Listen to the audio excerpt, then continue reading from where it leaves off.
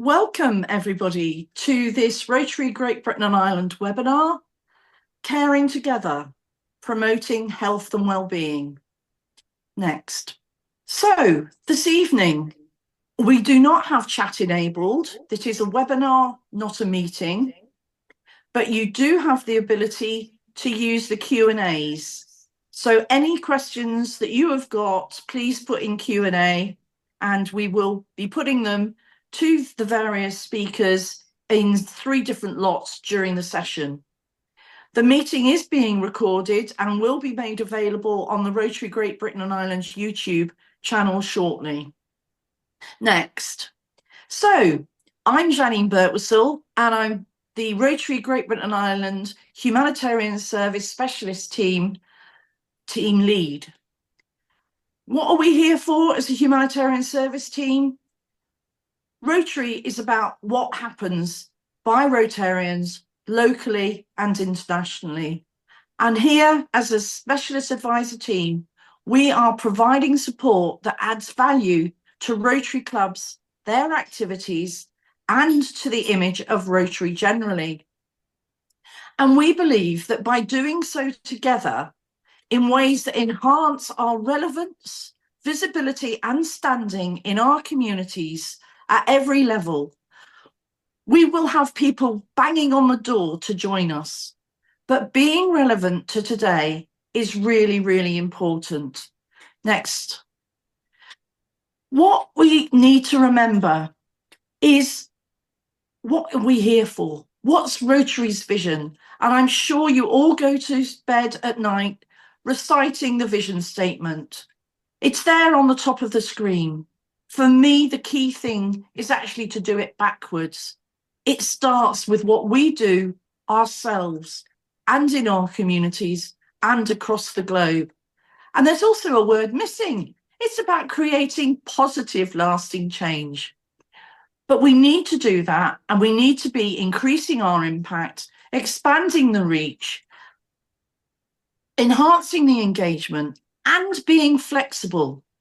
And what we're using in Great Britain and Ireland are 3 unifying themes. All of our Rotary service, whatever it is, whether it's community in our local homeless shelter, whether it's an international project, whatever it is, falls within one of these themes. So the area of focus, the avenue of service, and those themes are health and well-being, future generations, and rebuilding lives, rebuilding communities. Next. If we look at health and well-being, which is what we're here to talk about tonight and to take your questions about as well, the World Health Organization's definition of health and well-being is that it is the complete physical, mental, and social well-being, and not merely the absence of disease or infirmity. Next. By the very definition, an important implication of that is that mental health, on World Mental Health Day, mental health is also more than just the absence of mental disorders or disabilities. Next slide, please. Mental health is sorry, you've missed one.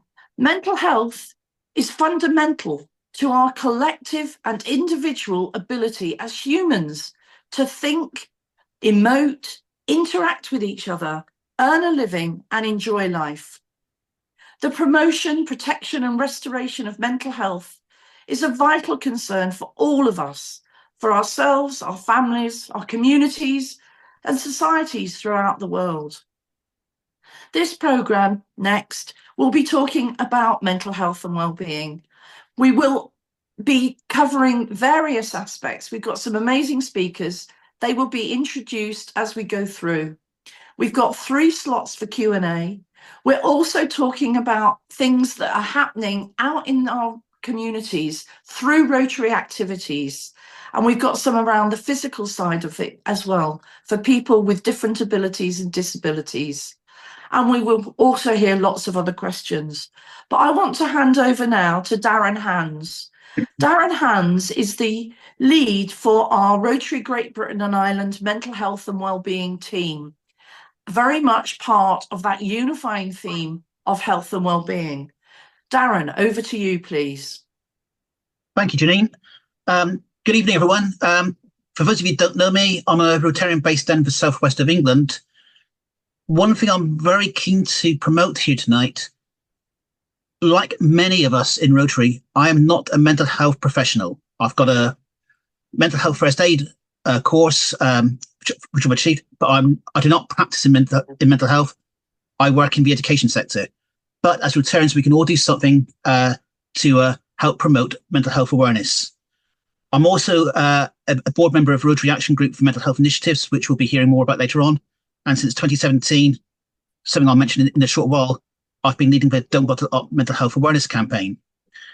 What I'd like to do now is introduce the team we have here, many of whom are here tonight. There are a few who are missing. So if I could have the slide with the team up, please, Phil, thank you. So unfortunately, the first on our list here, Bob, he can't make it here tonight. Bob is a long-serving Rotarian. He has a wealth of professional and Rotary experience in many areas, including public image. In Scotland, they've been doing a lot around mental health and wellbeing, and Bob has been using networks and connections to add value to this.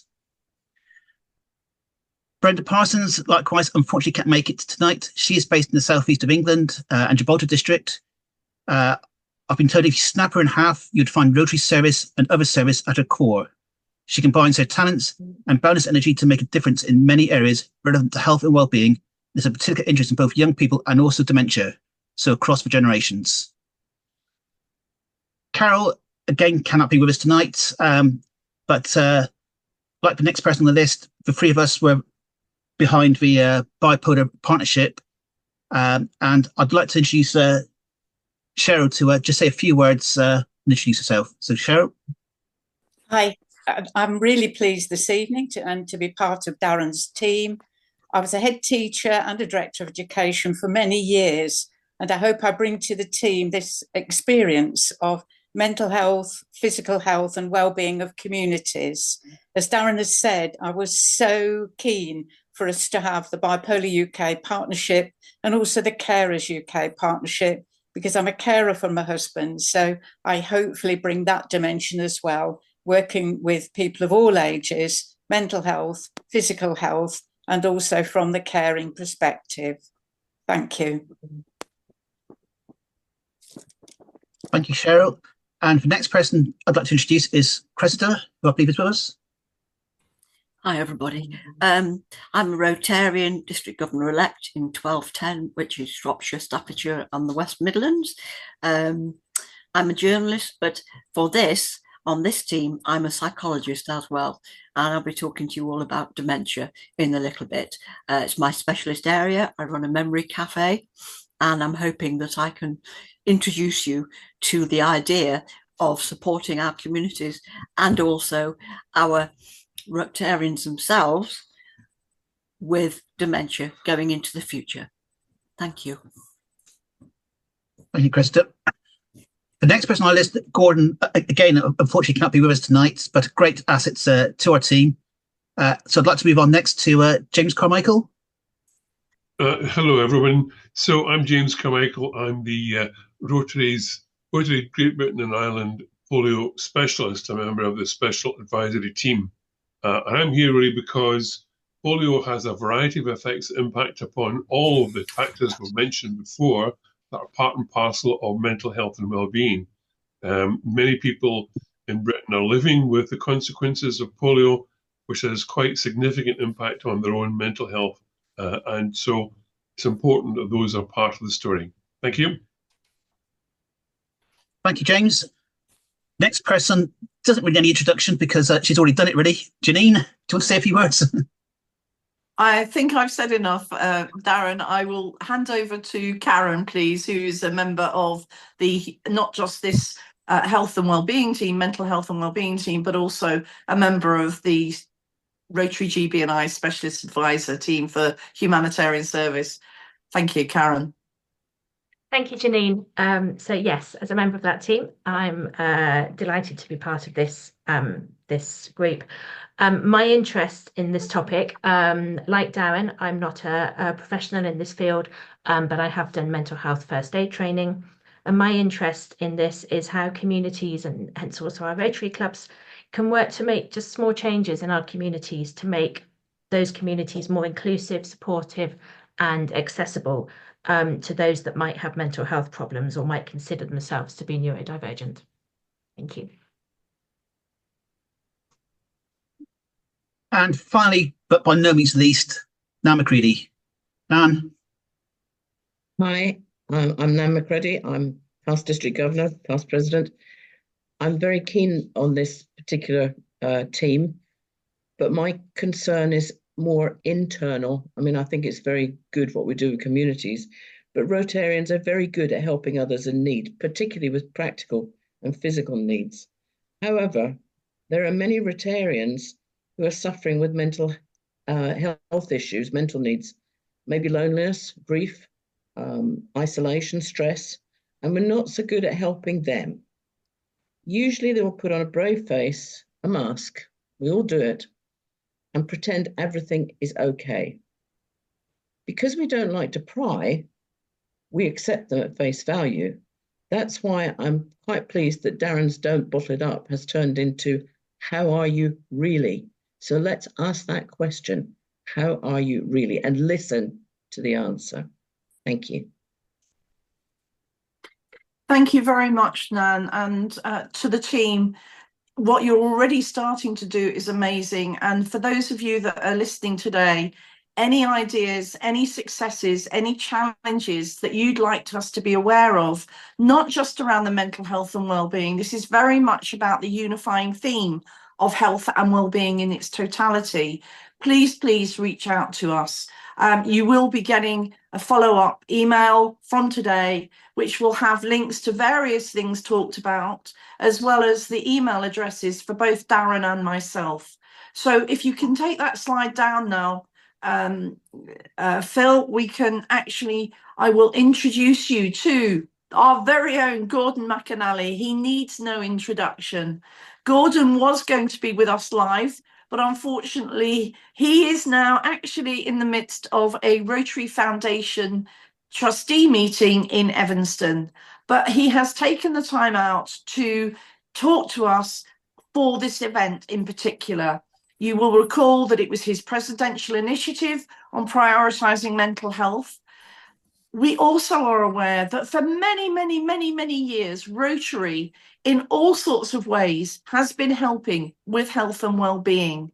This is not saying that this is something new. What we're trying to do is bring what is happening to the fore, and also to make those little tweaks so that we are taking care of each other, taking care of ourselves, our families, people in our clubs.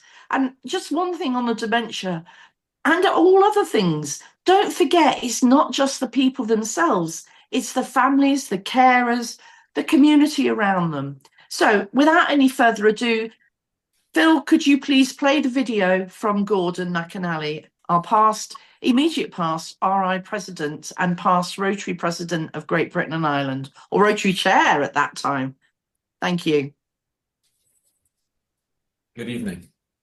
It is my privilege and pleasure to bring my personal greetings to this important meeting on what is World Mental Health Day.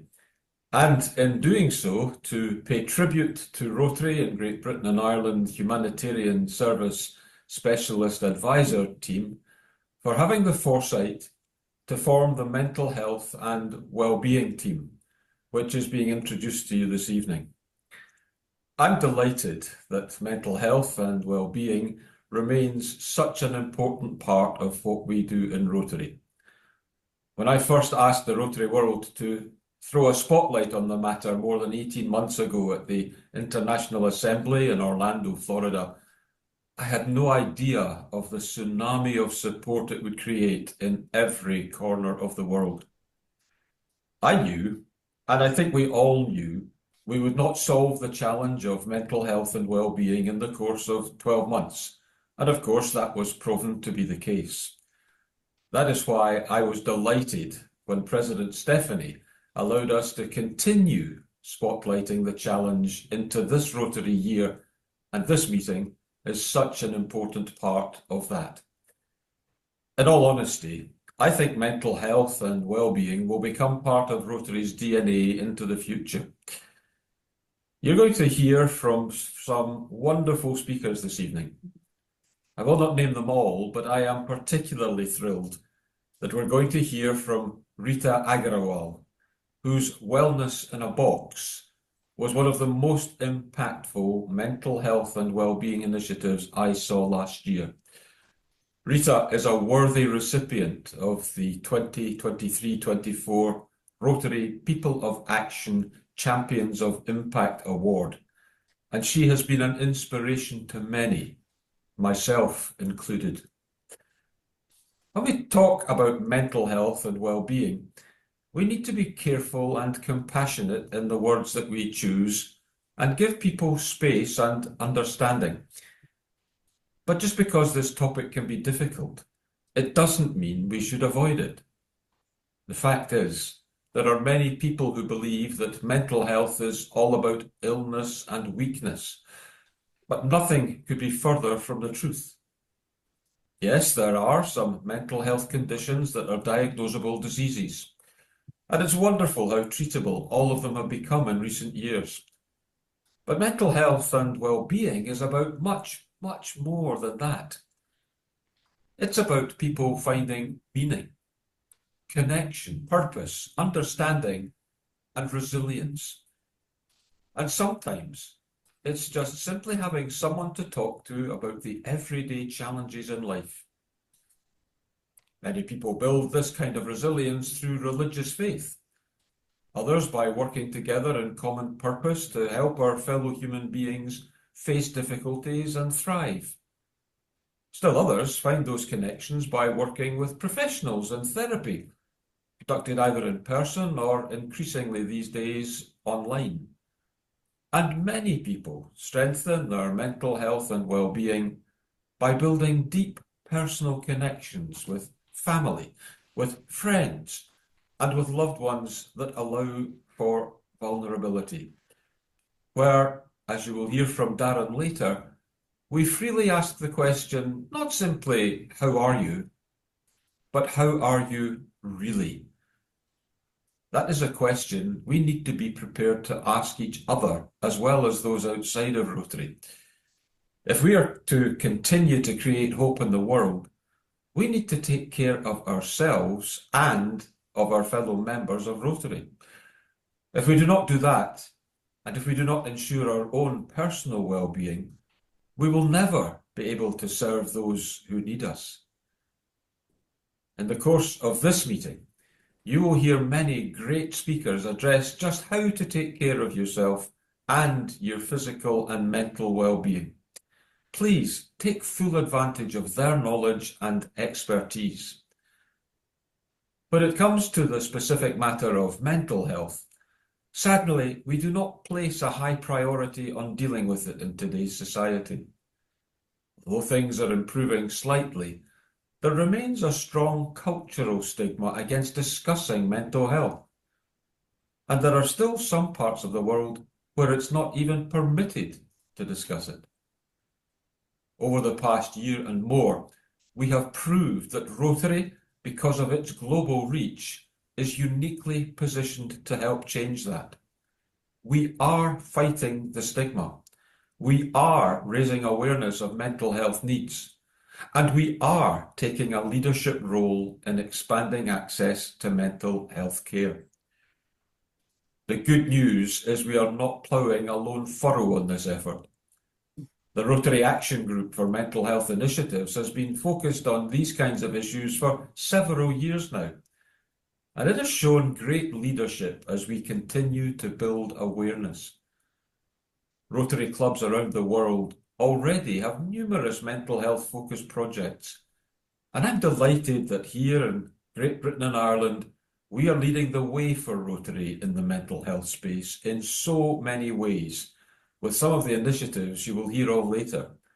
Things like Don't Bottle It Up, Kids in Mind, Dementia, Hearing Sound Warriors, and the Bipolar E-Club, as well as the Mental Health and Wellbeing team. Mental health and wellbeing fits comfortably within several of our Rotary Foundation areas of focus. There are some great global grant projects already underway that have tremendous promise. And perhaps the most encouraging sign to me that this focus is having an impact is the way this number keeps rising. I already mentioned Wellness in a Box, and I'm sure Rita will share more with you about that one. But one other project that had a great impact on me came from Rotary in New Zealand. Anxiety and depression are affecting children worldwide at an alarming rate, especially in the wake of the COVID-19 pandemic. And the problem is especially acute in the North Island of New Zealand. A woman named Kat Levine has created an innovative program called Think and Be Me, built on the proven highly effective techniques of cognitive behavioural therapy. The project uses fun, interactive techniques to teach the children that altering the way they think changes the way they feel. This emotional literacy training is being provided to 9,000 children in 60 schools on the Northland Peninsula close to Auckland.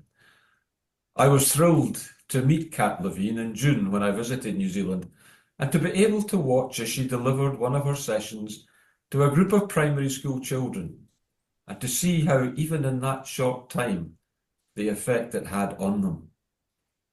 Also in June in the Netherlands, I was introduced to Paul Tyson, who is turning the pain of losing a son to suicide into power through the wonderful Roger That Inspiration Lab initiative that is helping 11 to 25-year-olds, some of the most vulnerable of society, deal with the challenges that impact their mental health and well-being. The Roger That Inspiration Lab is a local initiative of young people, parents, entrepreneurs, and professionals from healthcare and education, which wants to strengthen the mental resilience of young people so that they have the right knowledge and skills for all the challenges and life questions that come their way. So they gain more self-confidence, so they know better what they can do, and so they can seek and find help faster if they don't know it themselves. Overall, right now, there are more than 50 global grant projects with a mental health focus underway, and dozens more projects are being implemented at the club and district level. Interest in the subject is widespread. Was in Zambia last autumn, I met with the Vice President of the country and shared about Rotary's focus on mental health and well-being, and received an immediate commitment that her government would seek to partner with Rotary there to address the issue. And they are doing exactly that right now.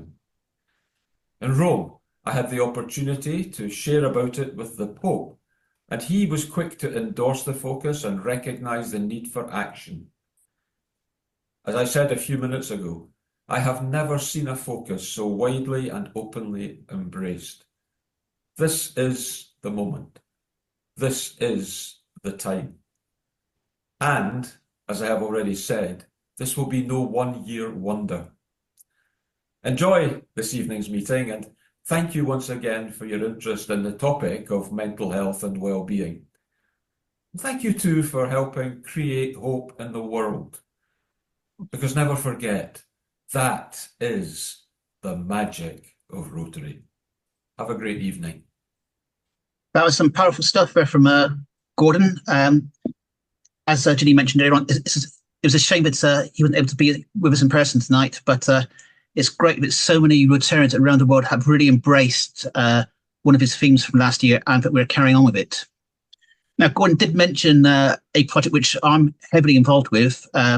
Phil will possibly hate me for this in a minute because I probably should have shared these slides with him to put up, but I just want to share my screen, or I will do in a second. As I mentioned earlier on, one of the pet projects I run is the Don't Bottle Up campaign. Now, back in 2017, as part of my district conference, we had a plenary session on mental health, and we were left wondering afterwards, what could we do to help with mental health afterwards? As I mentioned earlier on, many of us are not mental health professionals, and sadly, in this day and age, with the blaming claim culture, we have to be very careful about what we can or cannot do. Now, several years previously, some of you may recall the This Coast to End Polio campaign, a very simple public awareness campaign which raised a lot of interest and a lot of awareness about the End Polio campaign. So that gave me the idea of a very similar campaign called Don't Bottle It Up. So if I just share my, oh no, I can't share my screen, so I can't share it. So I don't know, Phil, if you can let me share my screen at all, but no, never mind. Hopefully many of you have actually seen the images anyway. It's a very simple campaign, nice big tagline, don't bottle it up. I'm not afraid to talk about it, neither should you. And basically the campaign is trying to tackle the, there we go. Thank you, Phil. It's a very simple campaign, basically just trying to encourage people not to be afraid to talk about mental health. In the text on the campaign, you can see approximately 1 in 4 of us will be directly affected by mental health. But what we shouldn't forget is the other 75% of people indirectly affected. And we must make sure that they are looked after as well. And they talk about mental health as well. Now, this campaign started down here in the southwest of England. Like the End Polio campaign, I tried to get various public figures involved. And over the last few years, it has snowballed, to say it mildly. At last count, I think we had over 700 participants in over 37 countries taking part. Now, around about 50 or 60 of them are what I would call public figures, and that's ranging from people like Henry Slade, the England Rugby International, Michael Hooper, the Australian rugby captain who went very public a few years ago with his mental health issues, to local and national TV personalities, comedians like Tony Hawk's, all helping. But it's not just Rotarians, it's members of a wider Rotary family. We've got Rotaractors, Interactors. I don't know if he's actually with us tonight, but one of my good friends from the Rotary Action Group, he is very heavily involved in India, promoting mental health. And through the Interact clubs that his club is involved with, we've probably got around about 150 to 200 interactors in India talking about mental health through participating in this campaign. One of the we've actually had it translated as well. We've had the campaign translated into Ukraine, into Romanian and Spanish. Some of the text has also been translated into Dutch, but one of the things we have found is don't bottle it up, or an image holding a bottle, doesn't necessarily always translate very well in other cultures. So I think it's probably about 6 months ago, I think Janine and myself were sort of thrashing a few ideas together. Whoops. Phil, can I carry on sharing my screen there? Yep, there we go. And we came up with a variation to the campaign. And again, Gordon mentioned this just now. How are you really? And again, it's asking a very pertinent question. Again, it's also opened up to a very similar sort of image that we can use, very simple one to do. And again, lots of people are starting to take part in this campaign, Rotarians and also public figures, which is great to see. I would say that on social media, I was hoping to have a mass great splurge today. Unfortunately, Meta, in their wisdom, a few weeks ago decided to suspend the Facebook page we've got for mental health. And I'm slowly trying to rebuild it, but we're having a few images posted. But what was quite pleasing today was just looking at the number of Rotarians I know around the world who've been putting on their social media feeds today, either the How Are You Really campaign or the Don't Bottle It Up campaign. So how can you guys get involved? Really just get in touch with me. It's a very simple campaign. And like I say, we don't have to be mental health experts to get involved with this. I can have your photograph, put it onto a template, and then we can start sharing it through social media to just get the message out there, to get people talking about mental health, to try and tackle the stigma of mental health. Now, I don't know how we're doing time-wise here. I've got a bit longer or not. No, Darren, we need to move on. I thought so. But we will be sending out information to everybody as a follow-up from this. It's a really important campaign that anybody can get involved with. Please remember that if you've got any questions, put them in the Q&A box. We will also be following up with any that don't get answered later as well. And Darren is now going to introduce Rita. And we will also make sure, again, at the end, that you have got the email address for both Darren and myself so that you can follow up. So Darren, would you like to introduce the amazing Rita? Although Gordon has actually painted an incredible picture of this amazing Rotarian. There's not much more I can add to what Gordon said, Janine. Rita has become a good friend of mine. We're both board members of the Rotary Action Group. And I think all of us on the board of the Rotary Action Group for Mental Health, we just sit back at times in awe of what Rita has done. She is a tremendous Rotarian, and what she has done is fantastic. I can't really add any more to what Gordon said just now. So, Rita, the floor is yours. Thank you so much. It's really my honor and privilege to be here with Great Britain and Ireland group. Thank you, Darren, for inviting me. Although it's very late in India here, it's 11 p.m. at midnight, almost reaching midnight. And I've had a very heavy day today. That's why my throat is cracking, because I've been going for speeches and programs. And there was a program which is an extension of Wellness in a Box, which I did in a college today for 3 long hours. And that is why my throat is a little sore. But my great privilege and honor to be here with you all. And it was very nice to hear Gordon speak a few words on the Wellness in a Box.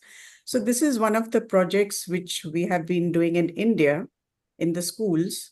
It's a great project, community-based, where we train the children, we train the teachers, and we train the parents on prevention of depression, anxiety, and stress.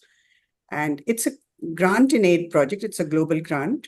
And we have partnered with the Rotary Club of Naples, Florida, with Bob Anthony, who everybody knows is also the chair of the Rotary Action Group on Mental Health Initiatives. And he's a dear, dear friend.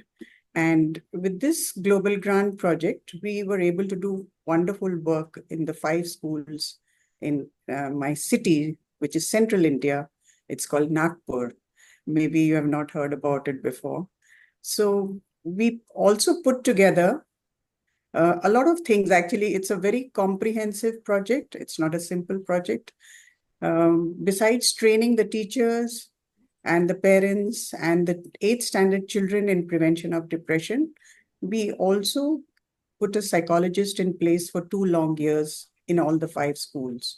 And besides that, we did some competency building with the school teachers, where we put together a 1-year diploma program on school counseling for the first time in this region. There is no such course available at all.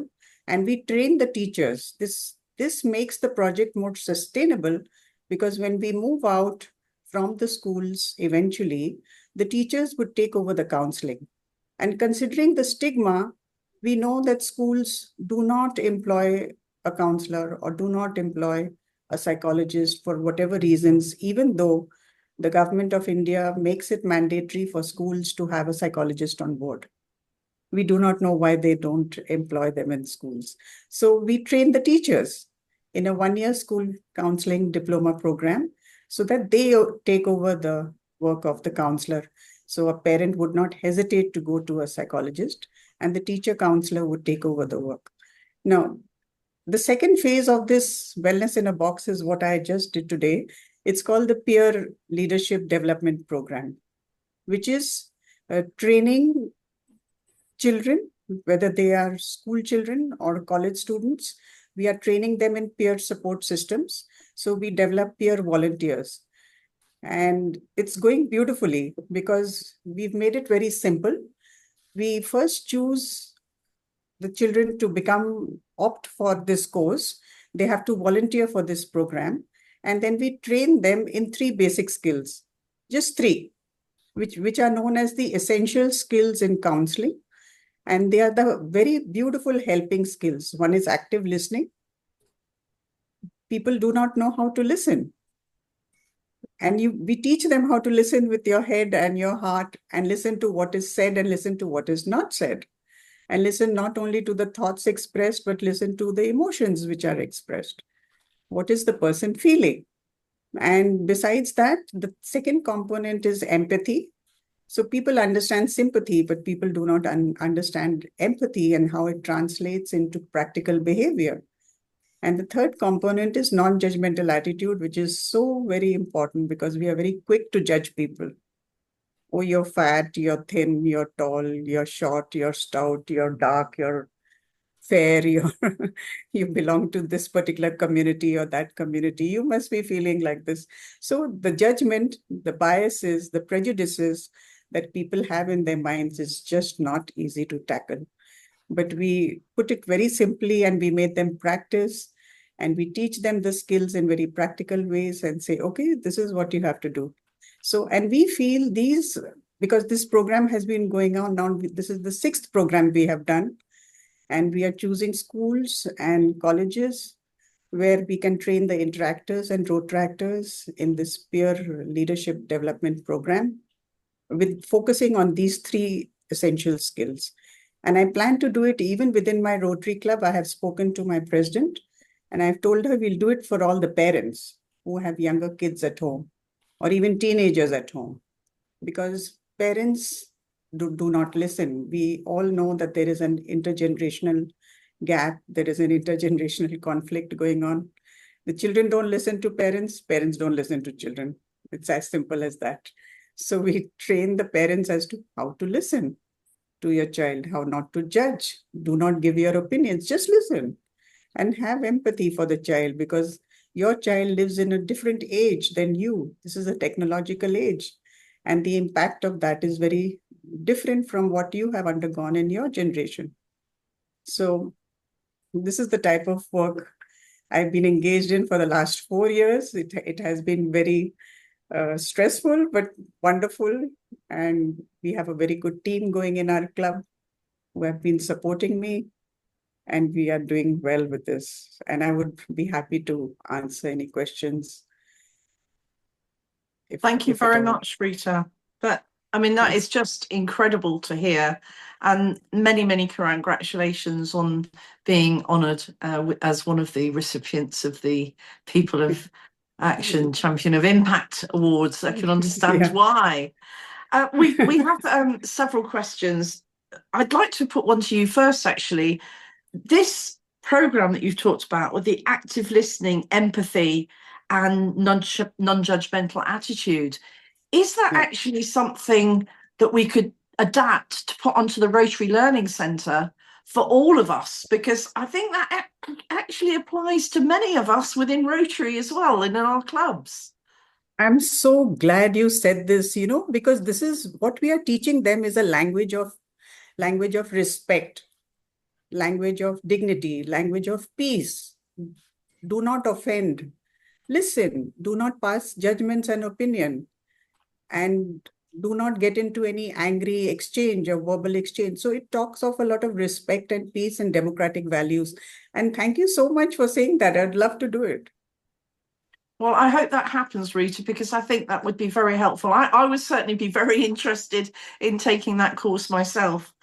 We have another question. I mean, how are you measuring success for the project? No, this particular, see, for the Wellness in a Box, we had the pre-surveys and post-surveys after we implement the training program. And we measured the outcomes and we gave the statistics and all. But for this peer leadership program, we are not doing anything like that, because we plan to just do a series of programs for the same group. Like if I have trained them for 3 hours today, after a month, I will do a follow-up session with them. And plus we have asked them to keep a record of the people they are helping and what are the obstacles they would face, what are difficulties they would face, and what are the questions we answer for them. So we have not done anything to measure this particular part of the project. You think it's important? No, I just think, well, for me, Wellness in a Box and the peer leadership development program actually sounds to me that it's just equipping young people with skills for their future lives. Yes. And at the end of the day, building resilience, building inner strength, we all need it. You know, health and well-being in all regards, every single person on planet Earth is actually relevant to that. So no, absolutely. You're absolutely right about it. I forgot to mention, in the Wellness in a Box, we also teach the children coping strategies. So we teach them relaxation methods, mindfulness, problem-solving skills, resilience to a little bit. We do teach them coping strategies. That sounds amazing. A question from Karen is that in Great Britain and Ireland, we may not be able to replicate Wellness in a Box as it is at the moment. Are there any elements of it that we may be able to take out and offer in our local communities? Absolutely, absolutely. You can take elements of it and do it, because the entire project is very comprehensive. You may just take the awareness program of prevention of depression and anxiety among parents or teachers or children. You can pick up the component, or you can pick up the peer leadership component also. And I'll be happy to, if you have a bunch of trainers who can take the project forward, I'll train them. Well, one of the things that we're wanting to do, this is very much launching the start of things for the mental health and wellbeing team, but there are many, many clubs, many Rotarians actually involved in different aspects of this. It would be great. I mean, I know a member of our own team is Cressida Dickens. She is a psychologist. Perhaps we could actually have a sub-team looking at this particular aspect. I've got just another question here from Keith in District 1240, which is Essex and East Herts. They're working on a dementia project for living with dementia and supporting a dementia chair. Is any other district club got a similar project? He's got to leave at 7, and the reason I'm just mentioning this now is because he is leaving, and I'm not asking you necessarily to answer that, Rita. Keith, there will be some input. This is being recorded. Cressida Dickens will actually be talking about dementia and some of the things that we can do and are already doing. And many of you are already doing. I mean, Brenda, who's not with us today, she's really active, and many clubs are active in many different ways around dementia. So just going back to you, Rita, if I may, in relation to teaching the 3 skills that you talked about on I think this again is more on the peer leadership development program. Do you think that's something that any of us can teach with appropriate input and resources, or is it something that needs to be specialists that are delivering it? Actually, if the audience brings up their questions and their personal problems and get into a serious discussion about anxiety and depression, then you need a professional at hand. But if you just want to do the simple awareness program, you really do not need to be a specialist. But to answer the question, somebody needs to be there so that you don't answer them wrongly. Yeah, absolutely. And that's a really, really important point. In all that we do in Rotary, you know, we are not the experts. We are here because we care about making a difference, care about ourselves, care about each other. What we need to be doing within Rotary is signposting, I believe, to the people that can help, that can do things, the programs that are already in existence, whether it's through Rotary or elsewhere. So, Rita, thank you very much for staying up so late on such a busy day for you. Let me just give me a minute. Yes, Jenin, please. I'll answer one question. This Wellness in a Box, the curriculum that we use in Wellness in a Box has been prepared by the Boston Children's Hospital. And the name of that curriculum is known as Break Free from Depression. It's a beautiful module which they have developed. And the author of that program is... she was with us as an advisor. I'm just forgetting her name because I think my brain is tired. So that's an online digital program free of cost. Thank you very much. Yes, I have heard about that and looked at that. It's amazing. There is a lot we can be doing, isn't there? Yeah, so anybody who's interested in the curriculum can go online onto the website of Break Free from Depression. And it's a 3-4 hour module, which you can do. And it's very easy to comprehend. And you can even implement it. Because after you complete the program, they take a small little test online. And then they give you all the resources to download. So you would be well equipped to deliver the program. If you're a little bit of a sensitive human being, you can deliver the program. Thank you, Rita. And thank you for all the work that you do. And we will again be including links to the various things that are talked about during this webinar today. So we will be letting you all have follow-up information. Thank you, Rita. You're very welcome to stay with us, but if you've had enough and you really would like to head to that bed, we totally understand. Thank you. Thank you so much. I think I'll go and have my nap now. Thank you, Darren. Thank you, Jenin. Thank you. I'll hang on for another 5-7 minutes and then I'll go. Thank you so much great. for the Thank you, opportunity. Rita. Thank you. Thank you. And that what's particularly nice is we're now switching tack to more the physical side of health and well-being, and we're going to be looking at the disability games that are an annual event in Districts 1070, and the Rotarian that ran the games this year and is running it again next year is Richard Power, and I'm delighted that Richard is joining us, and I will hand over to Richard as he talks about those amazing disability games. Richard, over to you, please. Thank you very much, Janine, and thank you for inviting me to this webinar this evening. Could I have the first slide, please? So I'll just first of all just explain who I am. I'm past Assistant Governor, past President of Leicester Rotary. I'm an orthopaedic surgeon by background. I have personal experience of significant mental health issues I lost a close family member through suicide. And I'm also the acting chair of governors of a special needs school in Leicester. I became involved in the disability games, which have been held in District 1070 for a few years now. They were originally and actually a national GB&I, or as it was, set up by Rotary Club in Coventry, where it ran for a number of years, but for various reasons it wound up there and was taken up by a number of districts, not just 1070. We took it over from Lincoln last year in Leicester, or Leicestershire, and we held it at Ratcliffe College, which is on the northern outskirts of Leicester.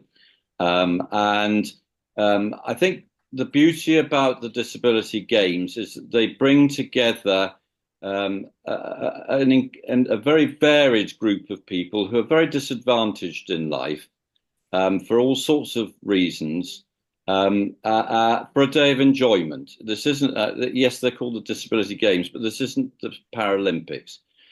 This is bringing together people just for a day of fun to take part in 10 disciplines. Yes, we have trophies for those who win, but we have to be a bit careful on that, because there are some participants turn up who are actually quite good and have taken part at national and international level, and so we have to modify who wins on that basis. And it's also hugely beneficial for Rotarians. We as human beings are herd species, and one of the things we know has been painfully obvious as a result of lockdown was that living in a two-dimensional world of virtual reality does not work. We have to be together as groups, whether it's doing park runs, whether it's singing in a choir, playing in an orchestra, anything that brings people together to do activities communally is good for mental health. But for those who have disabilities, that isn't as easy, because they do not have the opportunity necessarily to take part in park runs or sing in choirs or play in orchestras. But something like this, which is very simple, can bring together people. If we could just go to the next slide. Just to give this is just a selection of slides from the day. Just gives you an indication of the wide variety of people who are taking part, of all ages, all sizes, both genders, and we have on the left there you see that's bocce, which is a sort of indoor bowls type thing. We've got table tennis, we have darts, we have weightlifting, we have swimming, we have basketball, hoop shooting, we have archery, although sadly our archery had to be abandoned because we had storm something or other come through on the day, which in April was a bit unfortunate. But and these are all activities that anybody can do. And I would like just draw, if we can go to the next slide. If you look at the bottom left, what do you notice about that particular slide? You've got Rotarians in there. You've got participants playing darts. You've got people sitting around. But the one thing they all have in common is they're all smiling. They're all having a good day. And on the right, just to show how inclusive we are, we've even got the Lord Lieutenants taking part, involved in curling. And having somebody there who is of importance and is, dare I say it, wearing all his bling was absolutely fabulous, because everybody enjoys it. He had a thoroughly good day and has already signed up to come next year. I think that we look at this sort of activity, and these are the sort of things. We had 10 Rotary clubs taking over each of the individual sports, and there were numerous other Rotarians from other clubs just came along on the day to volunteer, and they have all, without exception, signed up already for next year. So this isn't something that requires any, well, it does require a bit of organisation, obviously, but it doesn't require sort of the strict Rotary structure. This is Rotarians as individuals taking part and helping community service. I would thoroughly recommend it for any district to take on. It doesn't have to be a district. I mean, I think the reality is, because of the difficult travel, this was effectively Leicester and Leicestershire, although it was a within district, and then hopefully Northamptonshire will take it on in a couple of years' time. But I would really encourage any group of clubs who have the ability to get together and organise something along these lines. It's just a wonderful day. So I don't know where I stand time-wise, but I'm open to any questions. Thank you very much, Richard. It sounds an amazing day, making a big impact on a lot of people, both the participants and the volunteers. I'd like to actually introduce our next speaker, and then what we'll do is there'll be another Q&A session specifically for Richard and Abby, our next speaker. So if you've got any questions, please put those in the box. I understand, Keith, that I didn't read all of your question, and it was in relation to supporting the dementia choir. I will make sure that that is a follow-up, and perhaps it's something that Cres can, if she's aware of anything, she can mention, but absolutely. So I would now like to introduce a former interactor, a former young lady who, when I first had dealings with her, was very shy. When we asked her to start talking at GB&I events, she had to be really, really prepared. She had to know exactly what was expected. She'd prepare the speech, etc., etc. Abby Breakwell is an amazing young lady. Paralympian Abby Breakwell is incredible. She's in her 3rd year of her university course at the moment. She flies all over the world playing wheelchair tennis. She is so passionate about inclusivity in action. And we all know diversity, equity, and inclusion needs to be part of how we operate as Rotary, as Rotarians, as clubs, as people. Maybe Abby can give us some pointers to improve what we are doing. Abby, over to you, and thank you for making time in such a hectic schedule. And don't forget, questions for Abby and Richard in the Q&A box, please.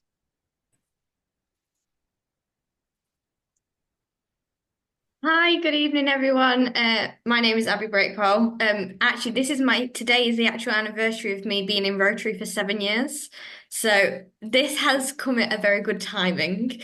I was the president of my Rotary club when I was in school, and I know Cheryl and quite a few of the others on the call over the years that I've worked with. For me, sport is very, very important, both for my physical and mental health. And it has really helped me a lot over the years to help me gain confidence. And I just want to chat about that, of how we can make things as inclusive as possible within our Rotary clubs, and what we can do in our Rotary clubs to make sure that everyone feels like they're at home, as that's such an important thing. For me, so a little background on me, I am a wheelchair user. I have a physical disability, but I also do have learning difficulties. So sometimes when people ask me questions, it sometimes takes me a little bit longer to understand what they're asking me. But for me, I try my best not to let that get in the way.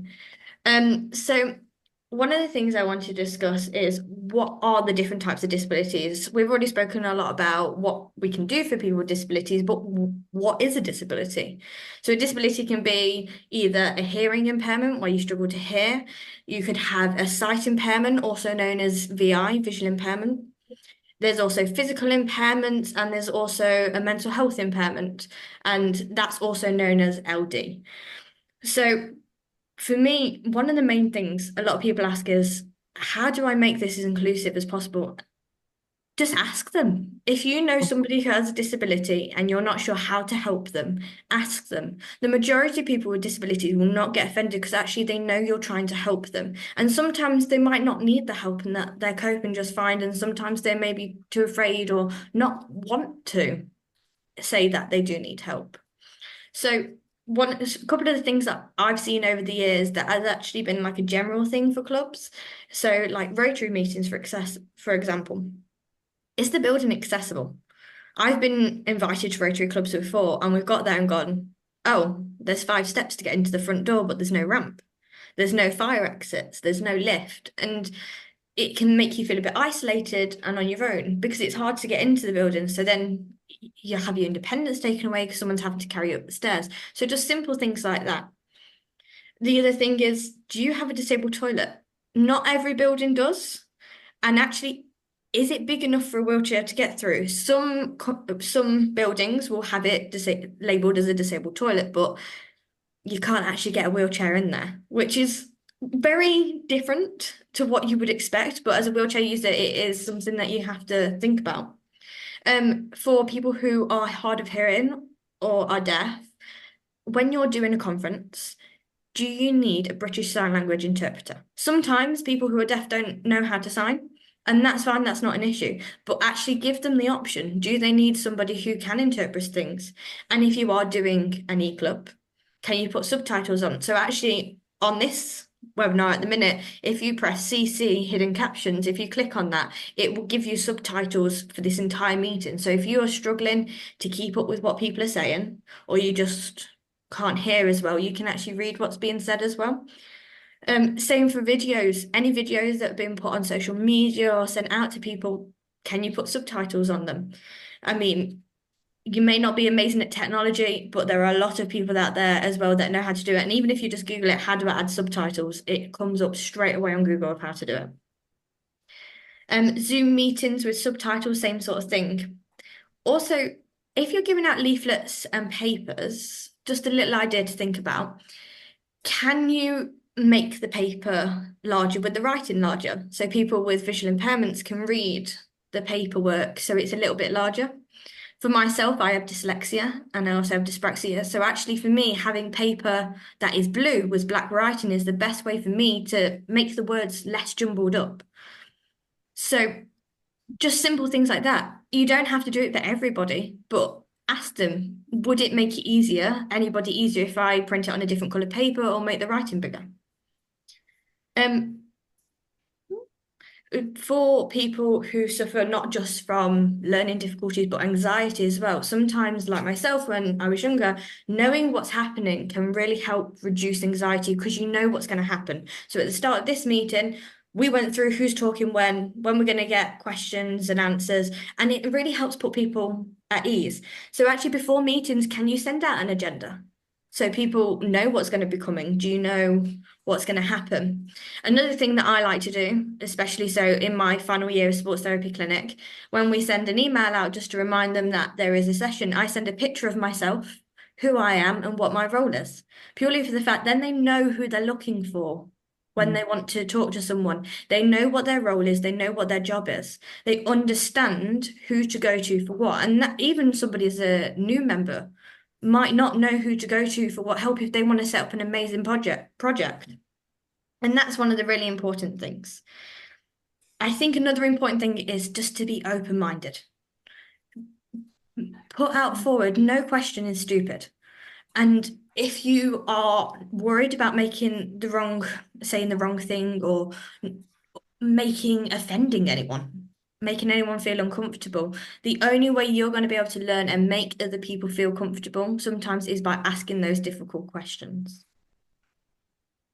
So one of the things that I would say is, so there is something online that you can do it's a giant WhatsApp group that I'm on for international basis. And this helps me chat to a lot of different people and a lot of people from different countries. And they put on there, what projects are you doing?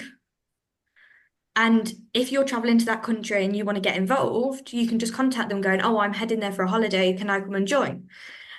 You could very easily set something up within your own county, a WhatsApp group of, oh, we're working on this and we're working on this. Okay, shall we work together? Something simple like that can really help. One of the other things you have to think about with disabilities, it's not just the person with a disability that can be affected, it's also the carers and those who are looking after them. A lot of the time, they will be looking after them 24/7, which means they don't ever get a break. So actually, by looking after the carer's mental health as well as the individual's mental health, allowing them to be in a safe space that they know is going to be accessible, can you do something simple as to just picking them up in the car, taking them so their carer can have a bit of time out to themselves so they can have their own time to do their own mind matters activities. Just small things like this can make such a huge difference to someone to make them feel like they're more included. And one of the things I'm really passionate about is doing that, because family is what Rotary is about, making sure family is included. And if we can do that, not just with our Rotarians, but their families too, it can make a huge, huge difference. I am happy to take any questions. No question is a stupid question. I'm very happy to take this. And I am on social media as well. So if you have any questions afterwards or anything, please do get in contact. I'm happy to give advice where I can. So yes, I am very proud to be GB&I, Rotary GB&I National Ambassador. And I can't wait to hear what you guys have to say. Thank you very much, Abby. Inspirational. And I'm sure you can all see what an incredible young woman we have here. Very proud to have her as a Rotary Great Britain and Ireland ambassador, and very, very interested in some of the very simple ideas that she has that we can all use to make a difference. Abby, one of the questions is, you mentioned about sending out an agenda in advance so that people are aware of what's going on and it helping to reduce anxiety. Do you suggest we do that for every event? So, for example, a fundraising dinner or something like that, and perhaps also including about accessibility? I mean, definitely. I think knowing going in what there is accessibility wise can make a huge difference. Because, for example, if I know going to the road, getting to the building, if it has cobbles, I'm going to struggle to push over it with my wheelchair. But I have a device that I can use at the front of my wheelchair to help me get there. Just knowing them small things can make even the transit to the place very easy. And I think with the agenda, any information for anyone's going to be helpful. If, for example, if you didn't realize there was going to be food at the place and you have a dietary restriction, actually it's then your opportunity, because you've been given that information in advance about what it is, what you can eat, that you can have that help. So it's not just for people with disabilities, it's also for everyday people, just to understand, or people who are not even neurodivergent, just for people to understand that actually this is what's going to happen, and to give that at ease feeling. Yeah, absolutely. I just want to refer back to something, Richard, that you said in your presentation, was about the importance of face-to-face meetings as opposed to two-dimensional through a Zoom screen, for instance. I actually suffer from very severe anxiety and depression. And one of the things that I find really helpful is I am very comfortable doing a meeting like this. I am very comfortable standing on a stage to do a presentation to thousands of people. I don't have a problem with that. But I have a real problem with actually walking into an event. So linking with what Abby has said about, she sends a photo of herself to make people aware of who they're going to be meeting.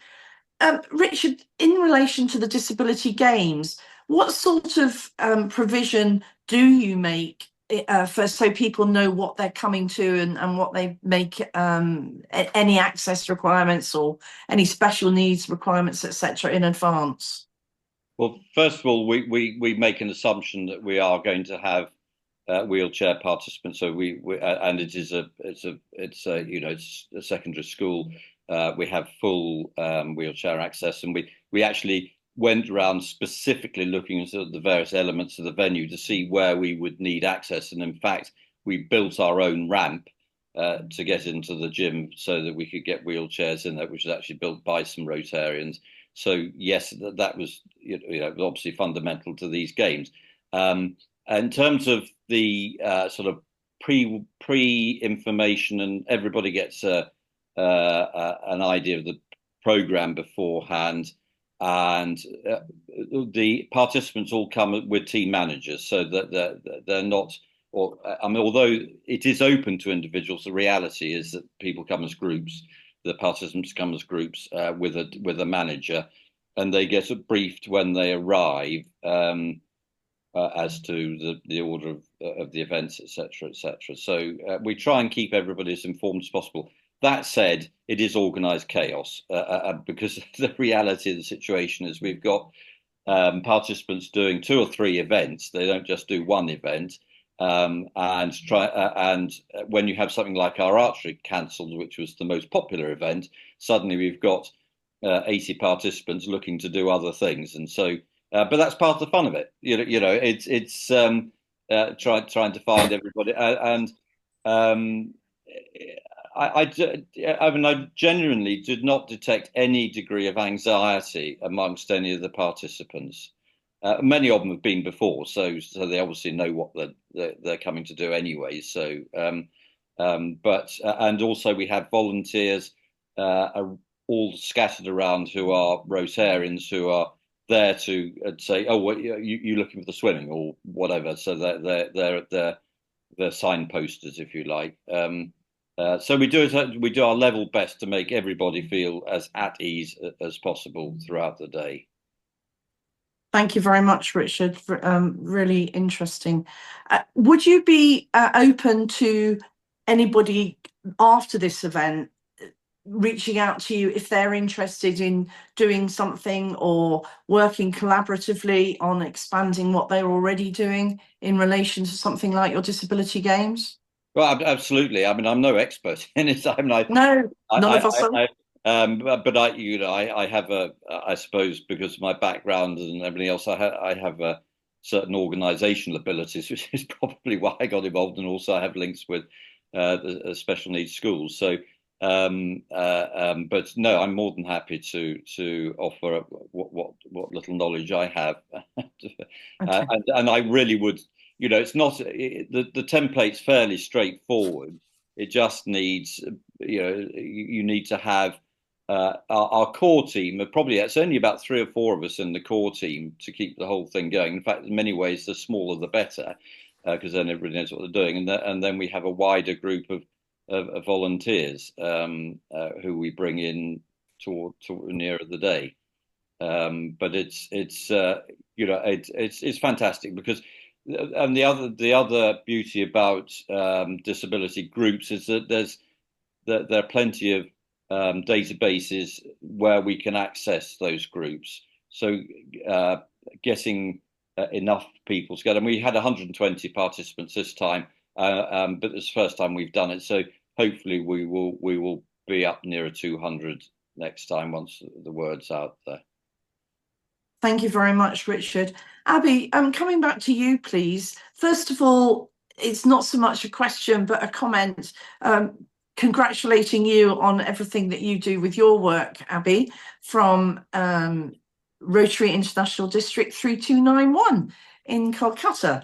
Abby, we've had conversations before. Something I'm always very unsure of what I should be doing or saying is how do you refer to people about disability? I mean, Richard and District 1070 call their games disability games. Is that okay to call them disability games? Should they be called inclusivity games? You know, how did we term and use the language around things, Abby, please? I mean, for myself personally, I don't find a problem with saying disability games or anything like that because I do have a disability. It's a big part of who I am, and I'm proud of that. And yes, I have faced my challenges before, and it has sometimes stopped me from doing things, but other times it's actually given me opportunities like the Paralympics. Over the years, I've been in tennis and in the public eye. There's been things you can and can't say, and it changes all the time. So about 3 or 4 years ago, it wasn't disabled and able-bodied, it was non-disabled and disabled. And it does change all the time, and things will change all the time because as humans, we naturally do grow and progress, and that means our language will change as well. We can change that as time goes along, but actually do what feels right. If everybody has different opinions, everybody will. And that's not an issue because actually that's what makes us create great ideas because everybody has different ideas and different opinions. If you are uncertain about it, for example, if you know somebody with a disability, ask them, do you think this would be all right for me to put out there? If they say no, then just take it on board. But the one thing you have to learn, and I learned this very early on when doing disability inclusion, is you're not going to make everyone happy. Mm-hmm. That is the very big thing, is you are not going to make everyone happy. You can only do your best. And if you call it something that people don't like, you will learn from it, you will change it, and you will adapt. Thank you very much, Abby. I think those last couple of sentences from you could apply to so much that we do in Rotary and our lives, you know, trying to stay up to date with all the right things to say and not say, not just around ability or disability or different needs or whatever else. And I think one of the things that is really, really important is the impact that activity, whatever your ability is or isn't, on your mental health and well-being is just as important. And that includes each and every one of us. You know, I can sit behind a computer screen 12 hours a day. And there's somebody pointed out to me, but just going outside and standing outside for 5 minutes a few times a day, just even if the sun's not shining, not sure about the pouring with rain, but hey ho, if, you know, actually being outside and getting some air from outside, the UV rays come through clouds as well, you know, the impact. But thank you both very much from that on the disability games, the inclusivity. I'd now like to turn back to a few things that relate not just to potentially Rotarians, our partners, or the people that we're close to, but to so many people across the globe, and that's dementia. And I'd like team member Cressida Dickens to talk to us about dementia, please. And if you've got anything about dementia choirs, don't forget to include them too, please, Cres. Hi. Right, first of all, I like people calling me Cres, so if you want to answer any questions or you want to ask me something, just say hi, Cres. That's fine by me. Yes, I am a psychologist, but first and foremost, I am a Rotarian. And because I'm that, I love to care about the people in our communities and in our clubs. Dementia at the moment is the biggest killer in the UK. There are 200 different types of the disease, and that is exactly what it is. But the Alzheimer's Society states that 1 in 2 people will get dementia, and that can be at any age. Any of us can get it. It doesn't matter what we've done or who we are or where we've been or what qualifications we've got. It doesn't matter. It can get us. But we can find ways of helping that. And we have, as we know, lots of Rotarians who are getting older in Rotary. And so we need to be there to help them too. But you can't get it as a baby. You can get it as a young person, as a middle-aged person, but also as an older person. The Alzheimer's Society are very, very good at helping sort things out for those with dementia. So I decided I would do an extra training and become a specialist in dementia, and then also to do the Alzheimer's Society training in delivering ambassadorial workshops to people and groups and organisations. So that's one of the things that I want to do and am doing. So I'm going to talk to you a little bit about that. But first of all, I'm just going to tell you the 5 main messages that we at the Alzheimer's Society like to tell you about first. One is that dementia is not just about memory loss. There are perception issues. For example, if you're going into a meeting and you find that somebody's a bit scared of going over a black carpet, that's because they might see it as a puddle. You might find that you've got somebody in your club who is seeing wriggly things on the floor, but that may just be the pattern of the carpet. But that's going to cause them depression, anxiety, instability in themselves. So we have to be able to support those people. We are a family, don't forget, in Rotary, as has been said. We need to look after each other. But dementia is caused by brain diseases. We're all born with millions and millions of brain cells, but over the years, of course, those die off. And for some of us, they die off a little faster. There is no known cure yet for dementia, but we are trying very hard to get somewhere. There are little drugs and things that you can take which slow it down a bit, but not a great deal just yet. And the earlier that you catch it, the better chance you have of working with yourself or with other people who do have that disease. But you can live well with it, really well with it.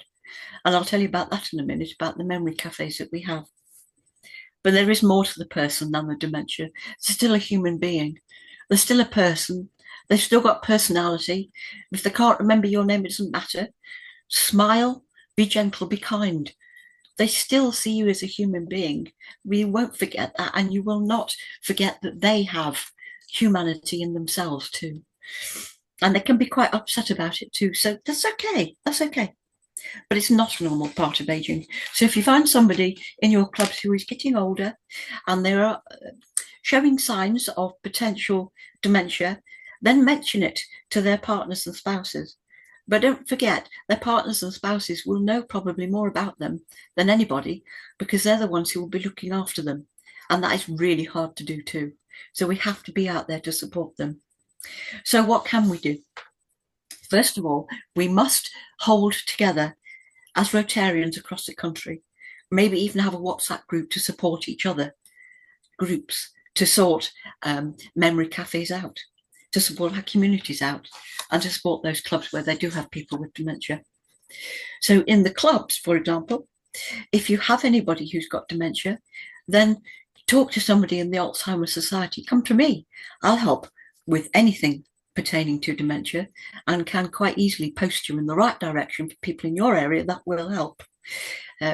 If you want to have particular trainings in your clubs, you know, I'll come over and get other people to come over to your club areas and talk about the Dementia Friend package that we have, which takes about an hour, and we can talk to you about what dementia is so that you can then maybe help the people you've got in your club with dementia, or at least be aware of it. Now, in the communities, we have memory cafes. Now, there are loads of memory cafes all over the country, many of which are run by Rotarians. Our particular one is in Kidsgrove in Staffordshire, where we do that every Monday morning, and it runs for 2.5 hours, which is just long enough for somebody with dementia, and their carers come along too. So we have lots of couples and people on their own who come along at varying stages of dementia. So what we do is we have all sorts of activities, which you can find on the internet, loads of activities, and I can help with those too. The memory cafes run to support the people with dementia, but more importantly, the carers. So we have a bit of a section where people can talk in a group about how their week has gone.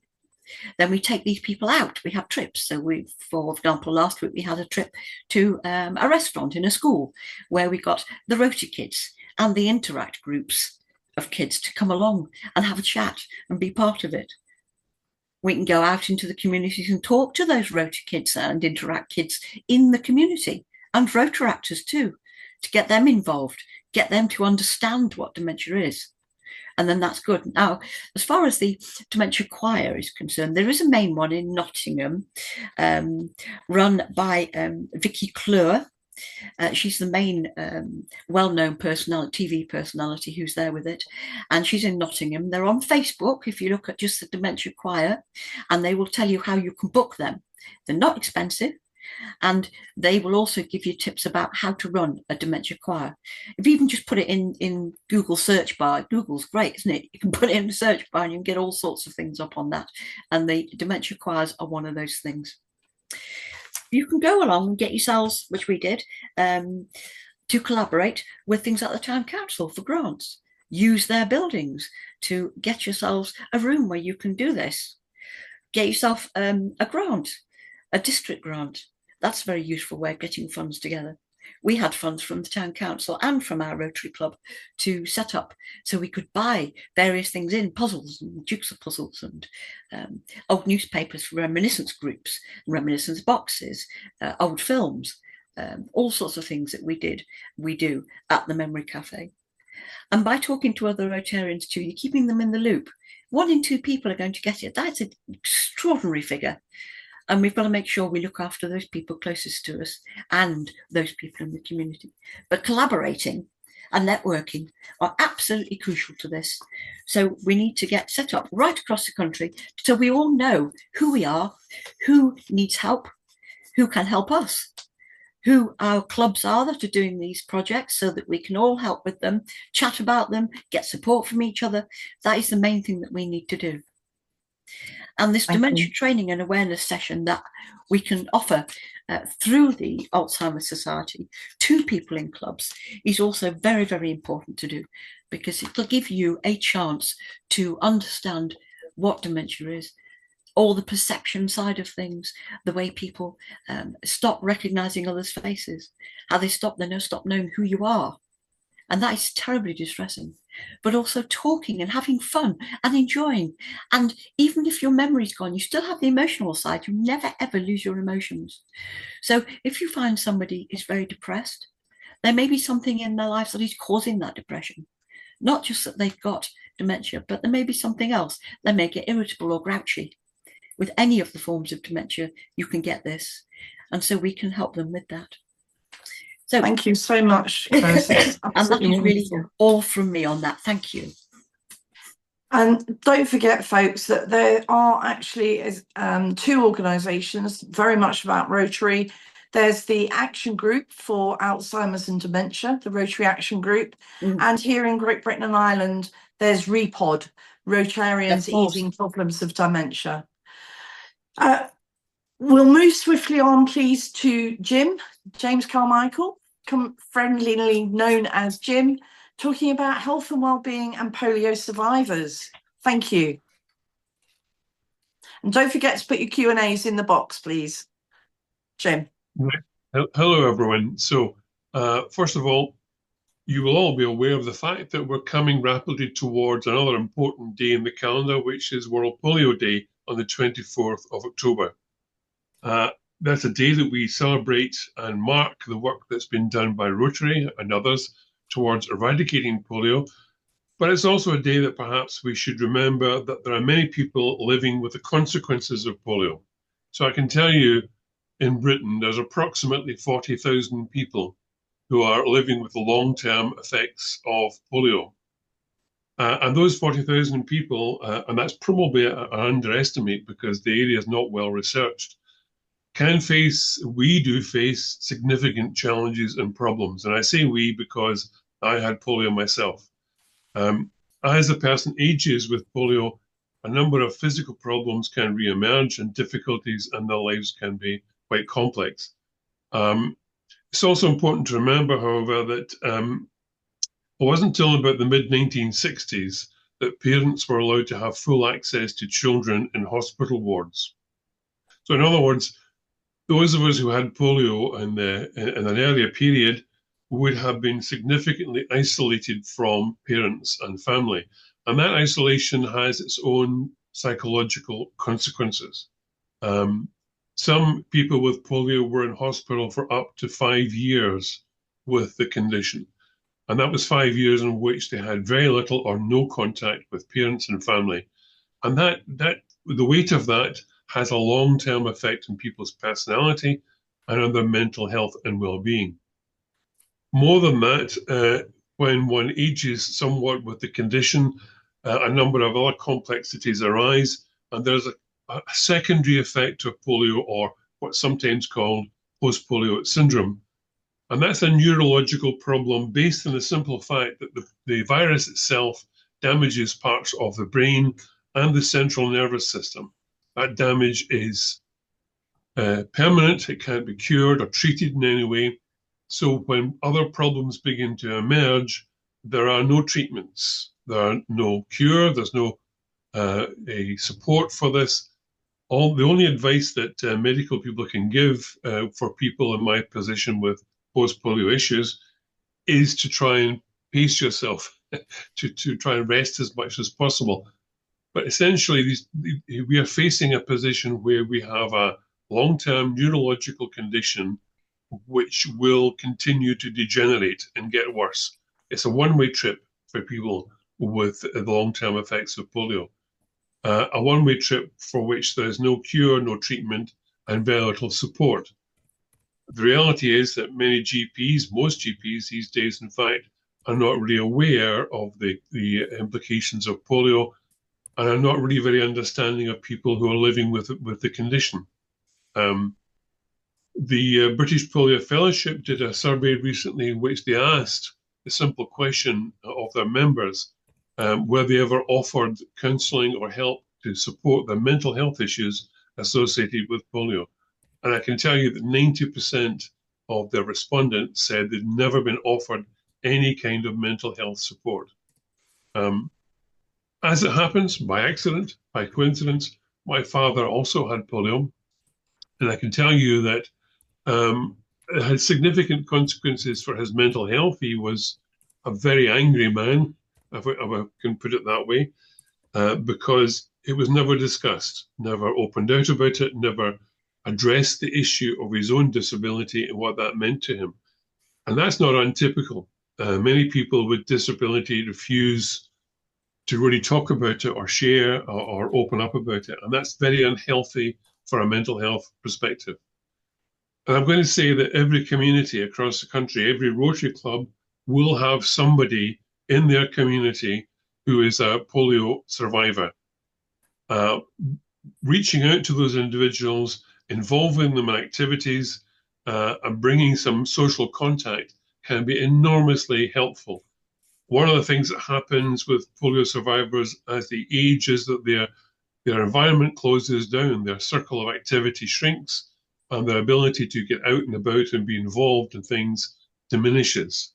So Rotary clubs can do something very simple in this respect by reaching out to those individuals, offering them some social contact, breaking down isolation, and giving them a possibility of being involved in some way or other with their own Rotary club and community. So on the eve of, as it were, of World Polio Day, I'm going to say to you all that we have an opportunity in Britain, I think, to try and set a standard, to explore ways in which we can assist people who have had polio, and bearing in mind the fact that not just in Britain, but in Europe and across the world, there will be millions of people in this position. And anything we can do to begin the process of reaching out and helping will have a positive benefit, not just for people in Britain, but for people across the world. Thank you. That's me. Thanks ever so much, Jim. And as he says, World Polio Day is on the 24th of October. There is also an amazing video with James again that's on the Rotary Great Britain and Ireland YouTube channel, and we will send you the link for that. I'd like to swiftly move on to Cheryl Berry, just to say the questions in the chat, we will not be able to get to all of them, but we'll get to as many as we can. And we will be doing another question and answer session before we finish. So Cheryl, over to you, please, about hearing ambassadors and sound warriors. Again, something that is relevant to all of us in one way or another. Thank you. Indeed it is. Thank you, Janine. Hearing ambassadors and sound warriors are a charity now, and I'm going to tell you just briefly how it started and how we feel that we can help so many people, whether they're Rotarians, their families, or the wider community. From the age of about 40, we all experience degrees of hearing loss. We can no longer hear the range of frequencies that we heard in our 20s and in our teens. Hearing is so much connected to communication. I'm sure you feel, oh my goodness, the television is turned up higher, or I feel people are mumbling when they're speaking to me, or in a room, it becomes more difficult for you to have a conversation when there are others around you also talking. Just try to imagine for a moment the impact of suddenly losing your hearing. And I know of such a Rotarian that due to illness lost his hearing literally overnight. That wonderful man, and you'll understand why I call him wonderful, him and his wife, is Andrew Campbell. Andrew, due to illness, lost his hearing. I didn't know that. I was district governor and I'd called a meeting to talk about community projects.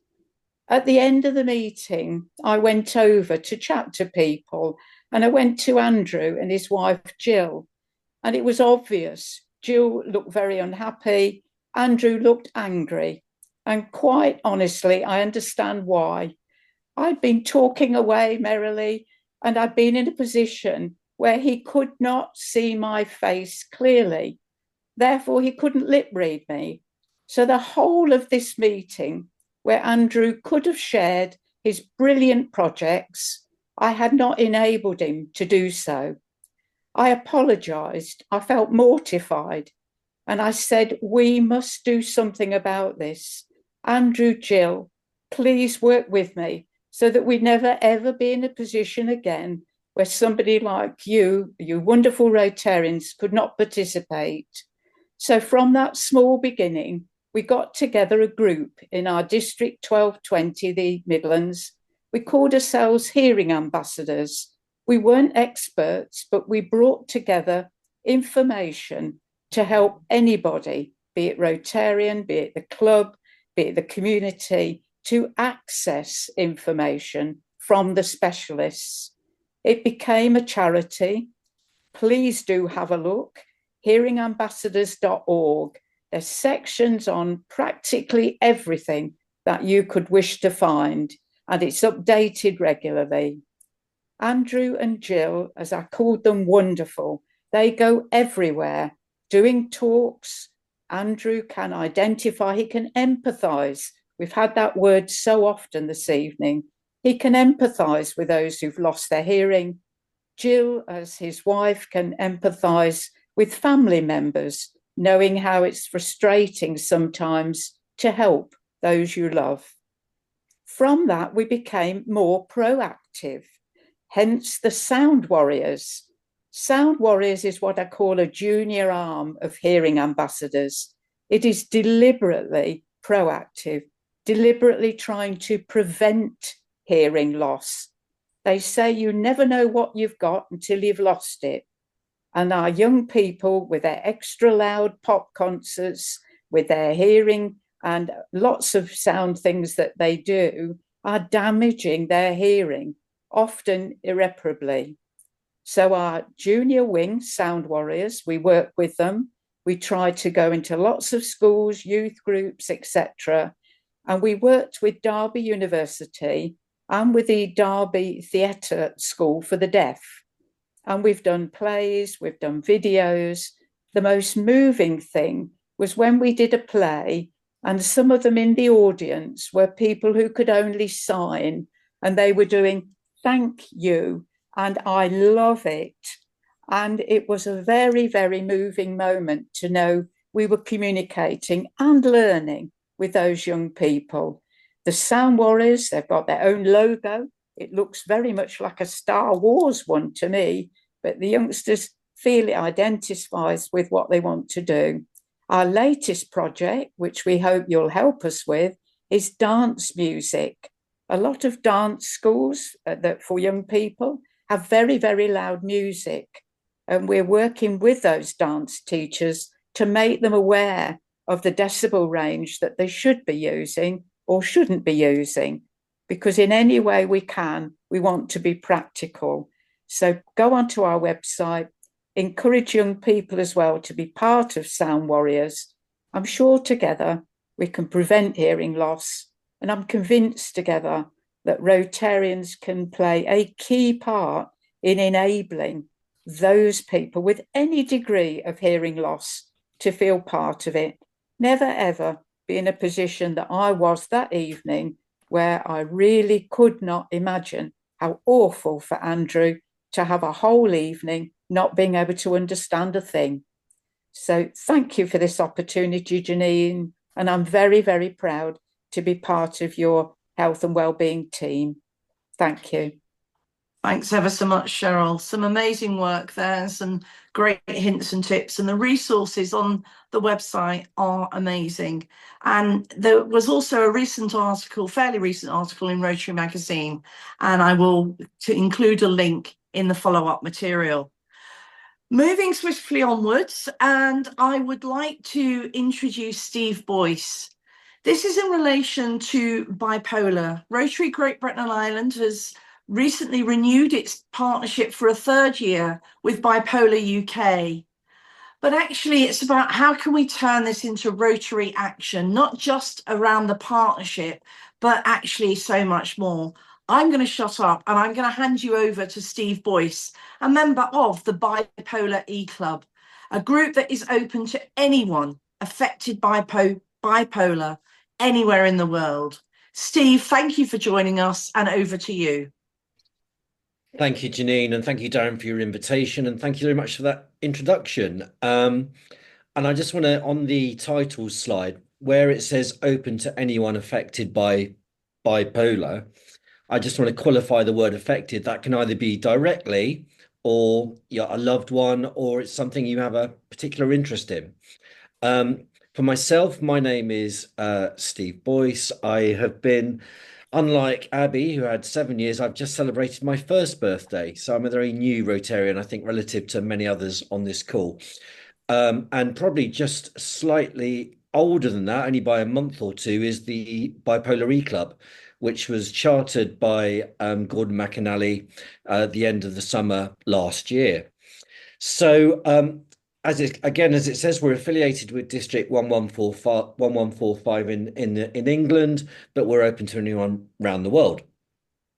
My brief for this, and following on from what Janine just said, is kind of, what is it we want to do and what is it we want to do next? And kind of my lead theme, I guess, is how do we, as a brand new online cause-based club around mental health, exactly what does that mean? And how do we attract members? How do we attract leads? How do we convert them into being full members of Rotary? Overcoming the fact we are online, and the theme of online versus face-to-face has come up across this evening. That's also potentially a challenge for our club. How do we really leverage the broader Rotary network as a small startup club?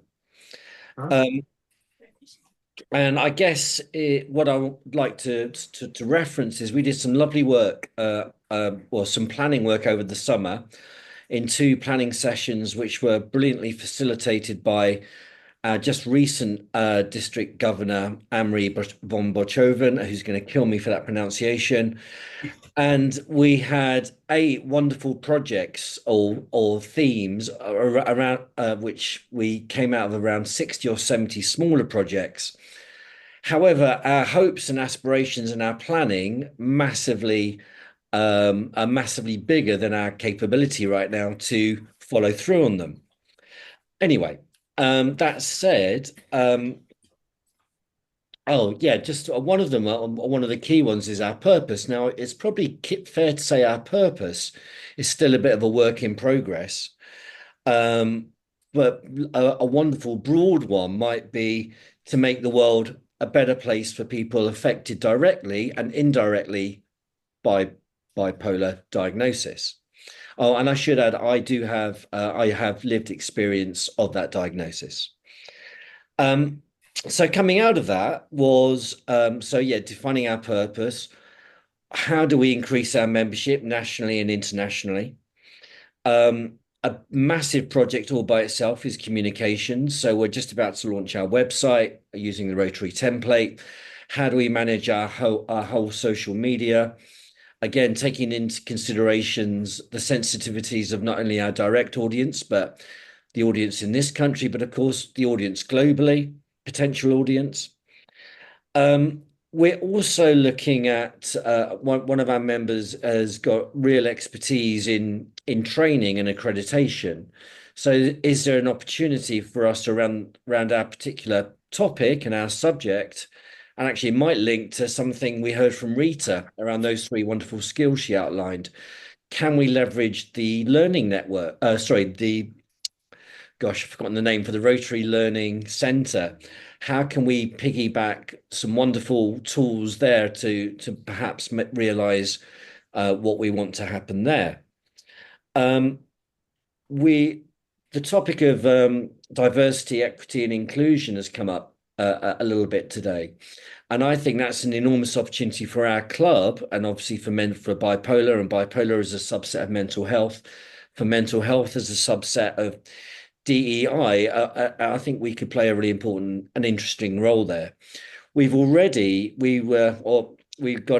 invited to some assistant governor training last Christmas, again, which Anne-Marie pulled together with the district lead for diversity, equity, and inclusion, a chap called Edwin Pirrie.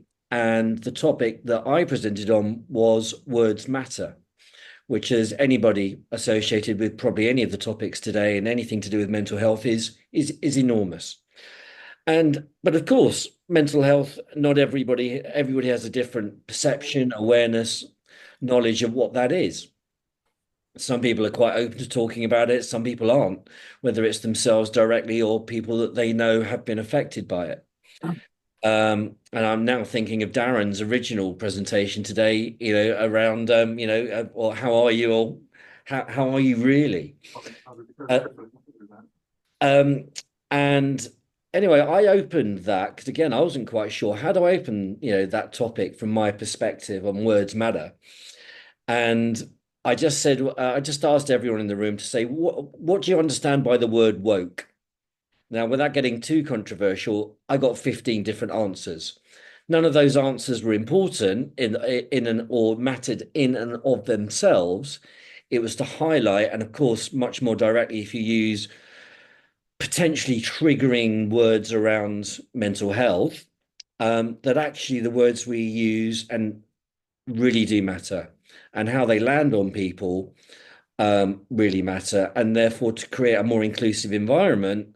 There's a big piece around awareness and education on that. So anyway, that's something that our club would like to actively and potentially can do work within the wider Rotary network to support.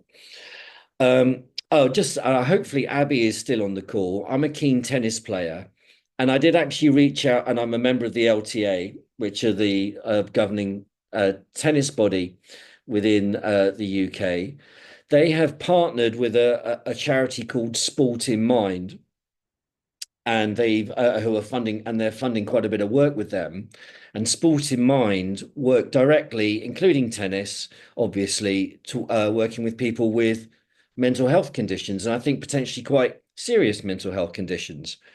So I'm just saying that out loud. I don't know if there is something that Rotary can get involved in there, but anyway, it's a potential.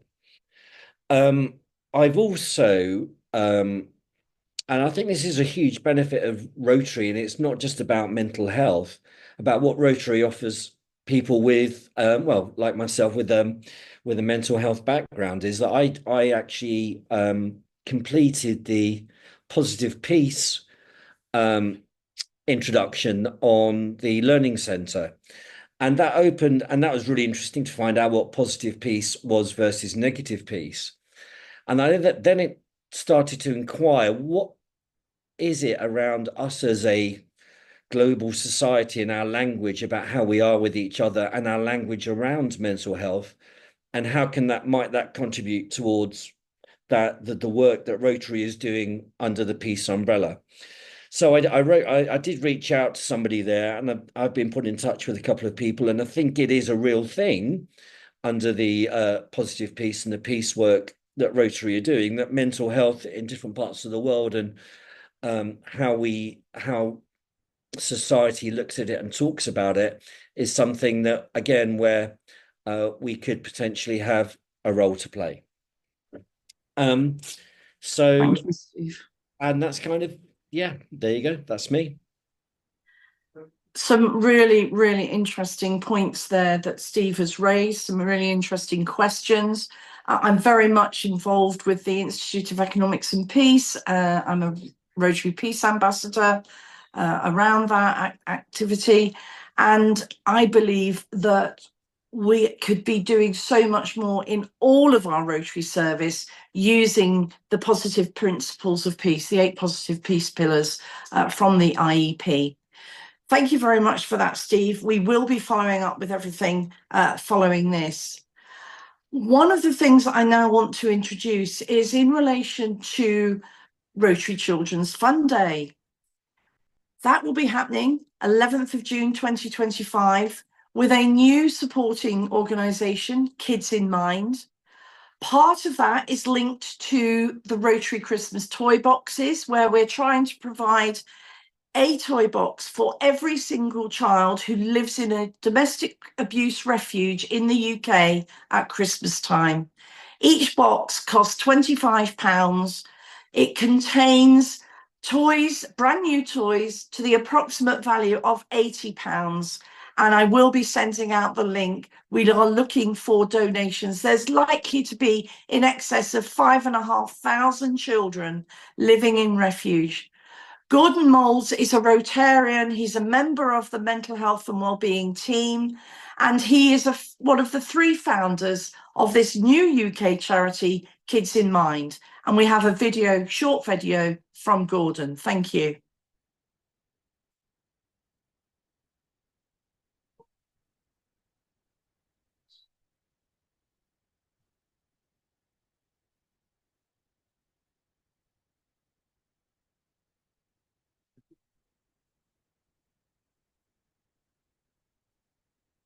I don't know if anybody else has the same problem, but I have no sound. Same here.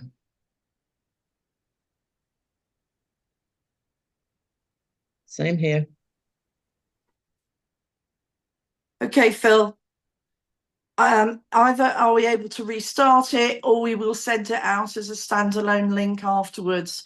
But Kids in Mind is a charity really focused on the mental health and well-being, the recovery, the resilience, the future of children impacted by domestic abuse and violence. Really, really important. Links so much with so many other aspects of the Rotary work and the work of another team within GB&I, which is the Domestic Abuse and Violence Against the Person team. So I will send that link out to you all as part of a follow-up. It really is worth watching this 4-minute video from Gordon. He was very sorry that he's not able to be with us today, but he really is very keen to be connecting with you all so that he can explain about Kids in Mind. So if it's okay with you, Phil, we'll move to Darren to introduce Bob. Right, hopefully Phil will line this one up. It's a shame that Bob can't be with us tonight. Bob is the chair of the Rotary Action Group for Mental Health Initiatives. Unfortunately, he actually lives in Florida, and I think most of us know the situation in Florida at the moment with the hurricane. So we were quite lucky that before the hurricane actually hit there, he was able to record a very short video to just tell us a tiny bit about what the Rotary Action Group for Mental Health Initiatives is trying to achieve. You've heard a bit already about it this evening. As I mentioned earlier on, I'm a member of the board. Rita is as well. It does a lot of great stuff. Some of the things like Rita's project are toolkits are available for that on the website. But Phil, if we could show Bob's video, he will tell us a bit more about the Rotary Action Group.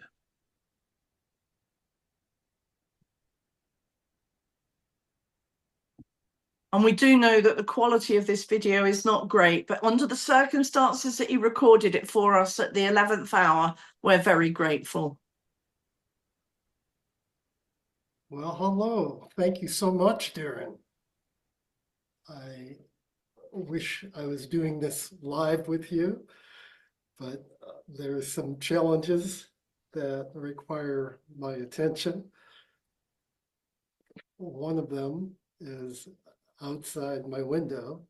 This is not today, this is 2022, but that's my building in the middle with the green highlight, the green trim, I should say, on the second floor. And the current news is about what's happening Thursday. It's called Hurricane Milton. So I'm grateful that we've got the ability to celebrate. I'm not hearing anything now either. Gordon McInerney I can hear it, really just it's quiet. Some of the popularity that Very difficult. mental health initiatives. No, okay. I think we're going to have to do the same with that video. I'm sorry for the technical problems, folks, but it does give us time to just put a few more of the questions that have come in.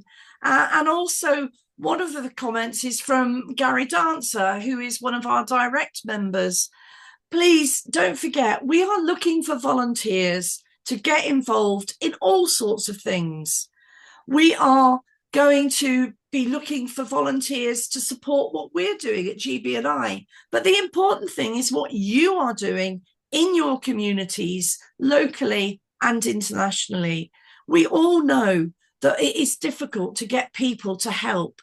We all know that it is difficult to actually be able to continue with some of the great work we're doing, or to step up and change for meeting today's needs and tomorrow's challenges, because we need volunteers.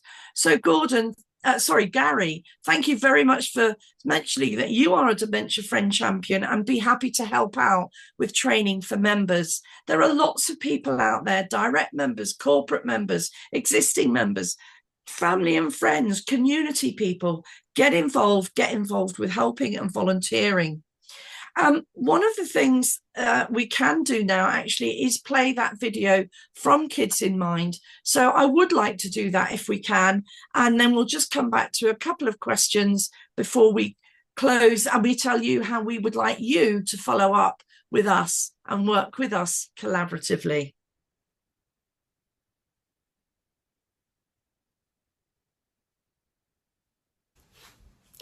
Good evening, I'm Rotarian Gordon Moles, and I work for the charity Kids in Mind.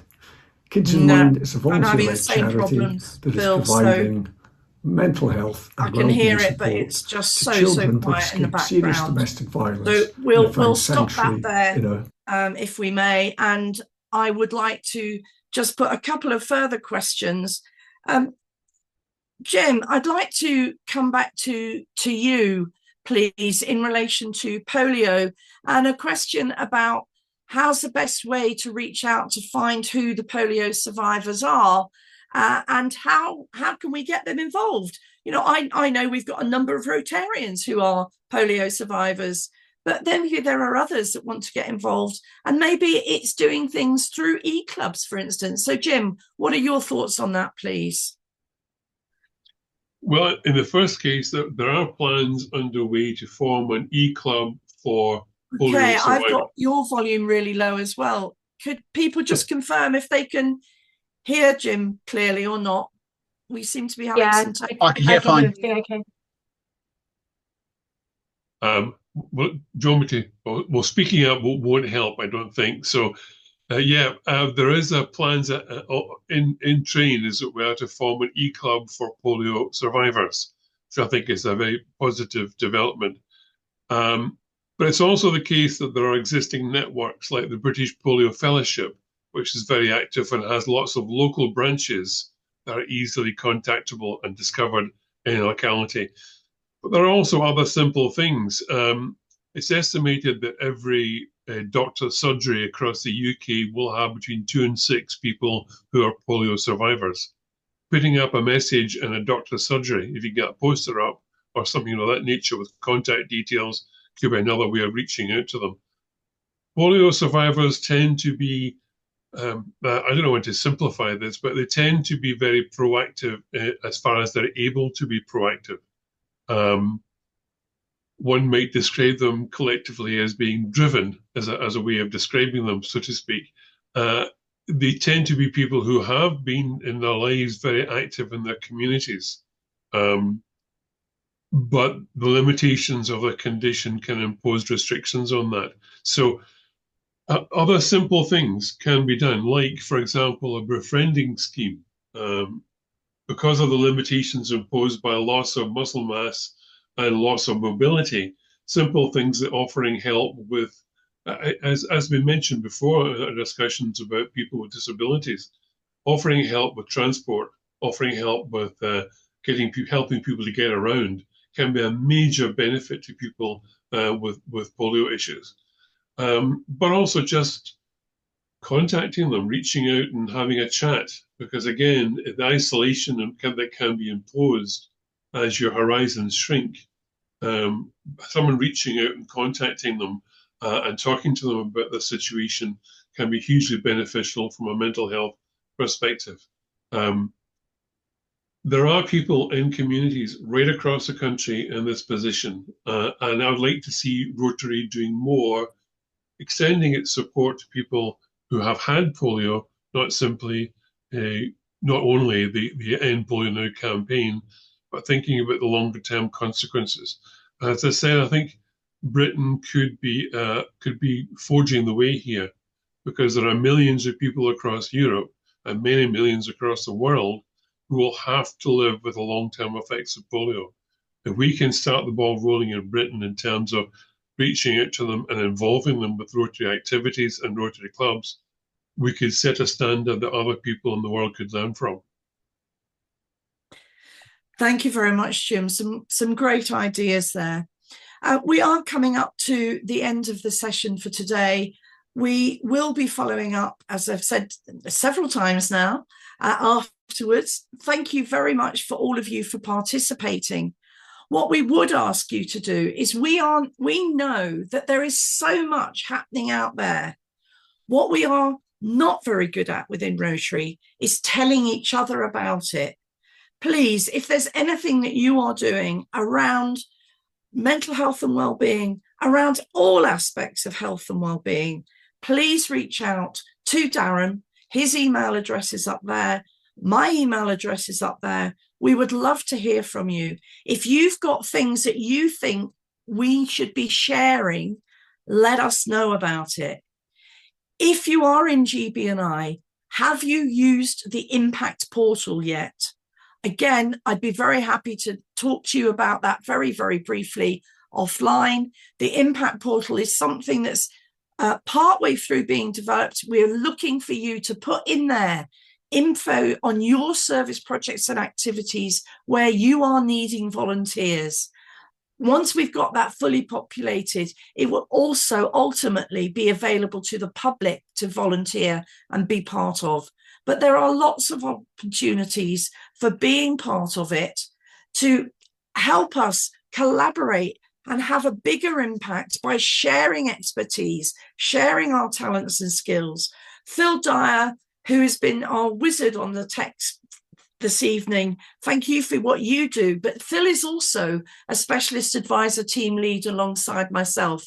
He's the specialist advisor team for public image, and I know he would love to help you to be sharing your stories. And it's really about the impact. People are not interested in pictures handing over checks. People are interested in what the impact of our Rotary service is. And the more we can be demonstrating that, the more we're going to have people banging on our door to help to be part of it, to ultimately to join it, to volunteer for some of what we do. Don't forget warm welcome. We are going to be looking for you to be sharing with us the activities that you are doing this winter, whether it's around warm welcome, offering places of for people to connect. Winter can be a difficult time for people struggling with mental health in a variety of ways. I know I'm certainly impacted when I don't see the sunshine. So please reach out, let us know what you're doing. Where can we help you? What support would you like? What signposting and resources would you like, or that you can contribute to? Thank you very, very much. And we hope that you'll be joining us in future sessions. Watch out for the Humanitarian Service newsletter that comes out to the district leads relevant to humanitarian service on the 15th of month, and is part of the service news that every Rotarian in GB&I with an email address receives on the 17th of the month. And that's where you'll see the team newsletters from all the specialist advisor teams. So over to you all for your Rotary service and the impact that you are all making. Thank you for making the time to be here. Thank you to our speakers. Thank you to our team. Thank you for our technical wizard. Have a good evening. Bye.